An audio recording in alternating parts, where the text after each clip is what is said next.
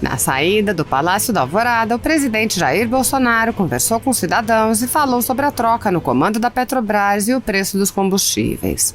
Bolsonaro disse: "Vê como se comporta a imprensa no Brasil, falam em interferência minha. Está valendo o mesmo percentual como houve interferência. O que eu quero da Petrobras, exijo, é transparência e previsibilidade, nada mais além disso." Outra coisa, dia 20 de março encerra o prazo da vigência do atual presidente. É direito meu reconduzi-lo ou não. Ele não será reconduzido. Qual o problema? É sinal que alguns do mercado financeiro estão muito felizes com a política que só tem um viés na Petrobras: atender os interesses próprios de alguns grupos no Brasil, nada mais além disso. A Petrobras, no estado de calamidade, de acordo com o artigo 65 da Lei de Responsabilidade Fiscal, tem que olhar para outros objetivos também. Bolsonaro acrescentou: "Também a imprensa critica o general. Ele é um general, sim. Estava à frente da Itaipu Binacional por 2 anos. Saneou toda a empresa. Só no ano passado investiu 2,5 bilhões de reais em obras. Dentre essas obras, 2 pontes para o Paraguai, a extensão da pista de Foz do Iguaçu, que vai começar a receber voos internacionais, bem como atendeu a mais de 20 municípios com as mais variadas obras. Isso não é eficiência?" O presidente comparou. Agora, o atual presidente da Petrobras está há 11 meses em casa sem trabalhar, né? Trabalha de forma remota. O chefe tem que estar na frente, bem como seus diretores. Isso, para mim, é inadmissível. Descobri isso há poucas semanas. Imagine eu, presidente, em casa no meio do Covid, ficando o tempo todo aqui no Alvorada. Não justifica isso aí. Inclusive, o ritmo de trabalho de muitos servidores lá está diferenciado. Ninguém quer perseguir servidor, muito pelo contrário. Temos que valorizar os servidores. Agora, o petróleo é nosso ou é de um pequeno grupo no Brasil? Ninguém vai interferir na política de preços da Petrobras. Eu não consigo entender, em um prazo de 2 semanas, ter um reajuste de 15% no diesel. Não foi essa a variação do dólar aqui dentro, nem do preço do barril lá fora. Eu não peço, eu exijo transparência de quem é subordinado meu. A Petrobras não é diferente disso aí. Respeito a empresa, seus funcionários, seus servidores, mas queremos saber de números concretos do que acontece lá, bem como a política salarial do presidente e seus diretores. Alguém sabe quanto ganha o presidente da Petrobras? Alguém tem ideia? Chuta bem alto aí. A um cidadão que respondeu 50 mil, Bolsonaro disse: 50 mil por semana? É mais do que isso por semana. Então, tem coisa que não está certa. Não quero que ele ganhe 10 mil por mês, não. Tem que ser uma pessoa qualificada, mas não ter esse tipo de política salarial lá dentro. E ficar em casa.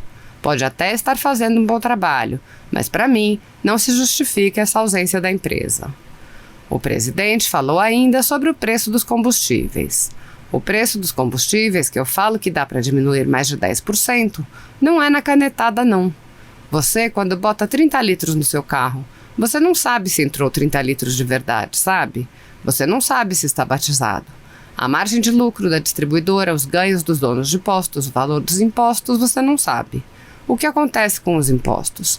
Eles são bitributados. O ICMS incide não só sobre o preço do combustível na refinaria, bem como em cima da margem de lucro dos postos, do ganho das transportadoras, bem como em cima do PIS/COFINS e em cima do próprio ICMS. Então, se você jogar em cima disso aí, diminui em cerca de 10% o preço no final da linha. E vários setores não faziam nada. Um não é do governo, é a ANP, que tem a função de controlar a qualidade do combustível. Do nosso lado, em metro, é o volume. A questão das notas fiscais, a bitributação, é a receita. No fundo, ninguém fazia nada. E eu tenho que descobrir sozinho isso. Então, a gente vai mudar. Mudanças teremos no governo sempre que se fizer necessário. Não tenho preocupação nenhuma outra a não ser atender o interesse público. Transparência e previsibilidade acima de tudo. O presidente respondeu a uma cidadã que se queixava das dificuldades do setor de transporte escolar. Bolsonaro disse: no caso de vocês, é aquela política, né? Fique em casa, economia a gente vê depois. Estamos vendo o depois agora.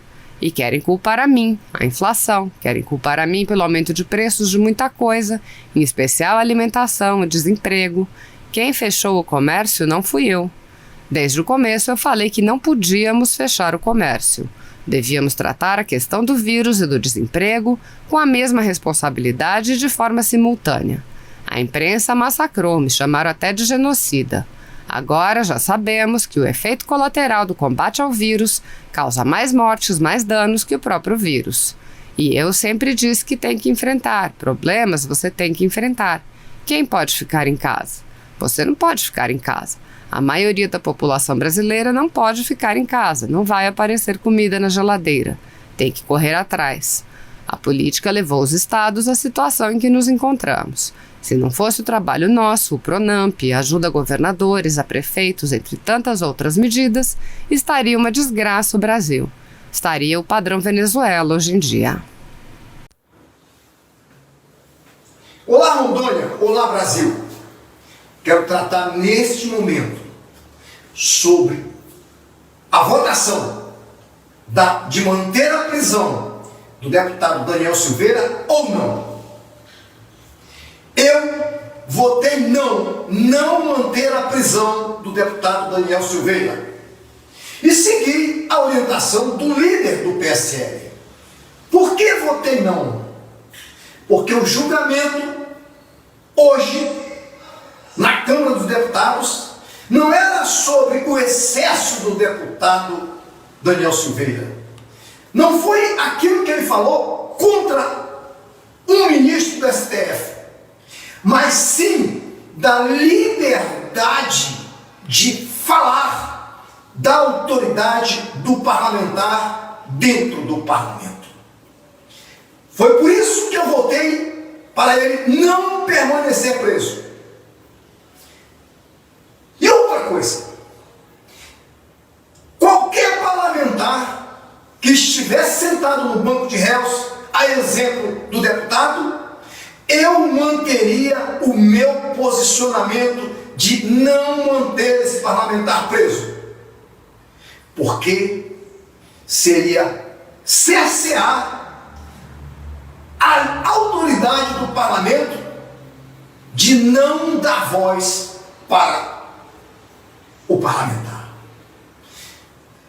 A Constituição reza que todo parlamentar deve ter pleno direito de fazer uso da palavra e uso de tudo aquilo que ele pode para apresentar os seus pareceres. Portanto, senhores, eu gostaria de apresentar o porquê eu votei não a prisão do parlamentar Daniel Silveira. E dessa forma, eu quero dizer a Rondônia e ao Brasil que me mantenho muito tranquilo pela minha manifestação.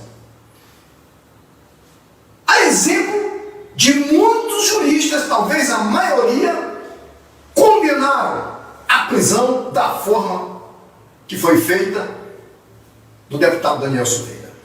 E assim eu encerro o meu pronunciamento na minha live nesta sexta-feira.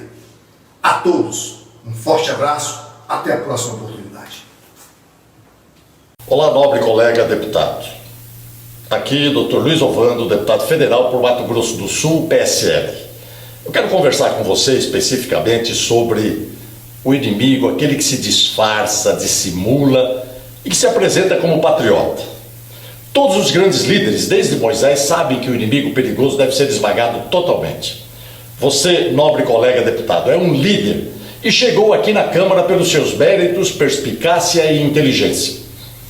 Hoje, você vai decidir se continua líder ou passa a condição de vassalo político do Supremo Tribunal Federal. É bem verdade que o nosso colega Daniel Silveira foi inoportuno quanto aos vocábulos e à forma de expressão, mas a sua condição de deputado lhe assegura o direito à inviolabilidade de manifestação, conforme o artigo 53 da Constituição. Esse julgamento, através da votação que faremos daqui a pouco, pode significar subserviência ou altivez em demonstrar que na Câmara são os deputados que decidem e zelam pela Constituição. Separe a empatia da razão. A razão mostra processo autoritário, onde se justifica a arbitrariedade evocando a defesa da democracia com criminalização da opinião, do discurso de ódio e de atentado contra atos antidemocráticos e ainda fere o inciso 11 do artigo 5º da inviolabilidade da residência durante o período noturno. Partido de uma corte jurídica só tem duas interpretações: ditadura do judiciário ou ignorância jurídica e da Constituição pela qual deveriam primar. Você pode não gostar do nosso colega deputado Daniel Silveira, mas tenho certeza que você é um constitucionalista e quer continuar participando da grandeza e inviolabilidade do parlamento brasileiro. Vote pela dissolução da Câmara dos Deputados, porque assim aniquilaremos o inimigo dissimulado. Pelos frutos se conhece a árvore. Muito obrigado.